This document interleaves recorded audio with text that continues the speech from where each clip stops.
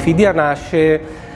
da questo fascino che io ho sempre avuto per questi luoghi come la vostra azienda, dove ci sono questi depositi di pietre di vari colori, di varie finiture, spesso non finite, e la suggestione per questi pezzi che sono pezzi di risulta di altre lavorazioni, e quindi pensare al potenziale di questo patrimonio che poteva diventare qualcosa d'altro. Io ho sempre vissuto la sensazione quasi di trovarmi in un'architettura fuori scala, un'architettura anche un po' metafisica, nelle quali intravedevo qualcosa di molto, molto suggestivo. Mondi che mi hanno richiamato poi paesaggi che fanno parte della nostra tradizione, del nostro DNA, come passeggiare nelle rovine romane, dove questo rapporto tra il finito e non finito ha un fascino ancora straordinario. Ci sono nella storia dell'architettura italiana degli episodi pieni di fascino. Per esempio, tanti dei palazzi barocchi romani sono stati decorati con le pietre prese dalle antichità romane, prevalentemente dal Colosseo, e quindi questo concetto di riutilizzare una materia che faceva parte di un'epoca e trasformarla in qualcosa di contemporaneo per l'epoca è qualcosa che io ritrovo e mi piace anche a livello di narrativo, che viva ancora in questo progetto. Il nome Fidia è nato dal fatto che Fidia,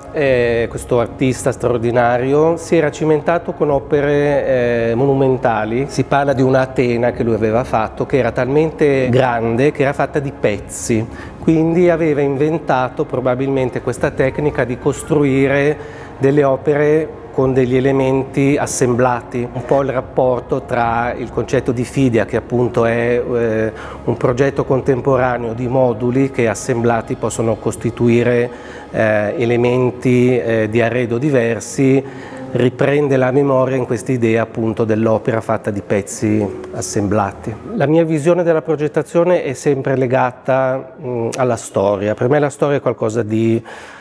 fondamentale. Non sono uno tanto che crede nell'invenzione, ma penso che nella storia antichissima che ci precede ci siano già gli elementi della contemporaneità. La suggestione di cui vi parlavo prima, la suggestione che io ho avuto quando sono venuto a visitare il vostro magazzino, mi ha stimolato tantissimo da vari punti di vista. Un lato questa commistione di marmi policromi finiti, non finiti, che mi ha riportato, dicevo, alle rovine romane, a questo mondo qui. Un altro elemento che mi ha molto suggestionato è il rapporto sempre tra finito e non finito, che io ritrovo per esempio nelle opere straordinarie dei Prigioni di Michelangelo,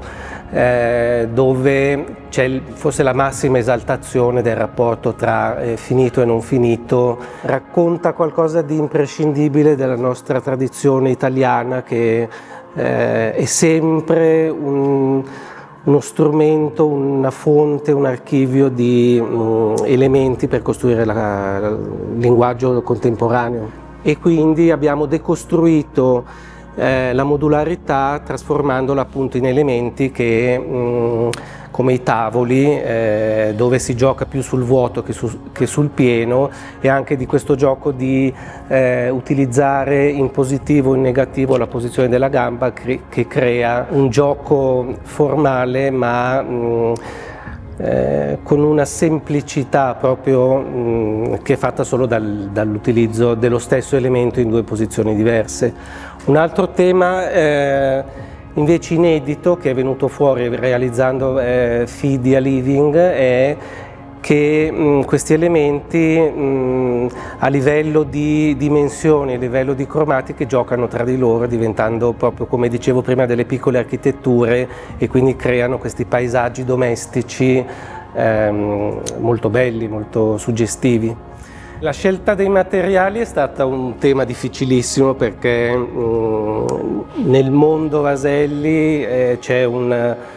un vocabolario di materia straordinario, quindi fare una scelta già è difficile. Alla fine abbiamo deciso di fare questa sorta di contaminazione tra il travertino, che è forse il materiale più rappresentativo anche della tradizione geografica di Vaselli, riportandolo invece e mettendolo in dialettica con dei materiali che invece fanno parte, fortemente parte della tradizione milanese, perché il marmo rosso e il marmo verde sono materiali amatissimi, per esempio da Portaluppi, da Gio Ponti, da questi grandissimi maestri, e quindi abbiamo un po' fatto dialogare queste due